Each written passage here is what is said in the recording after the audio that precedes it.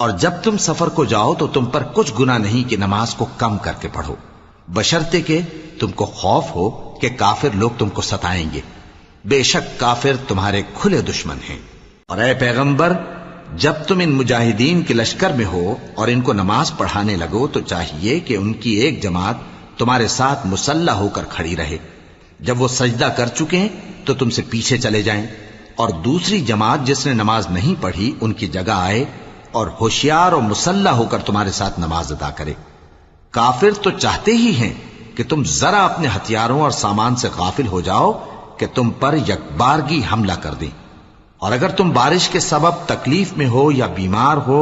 تو تم پر کچھ گناہ نہیں کہ ہتھیار اتار رکھو، مگر اپنا بچاؤ ضرور کر رکھو،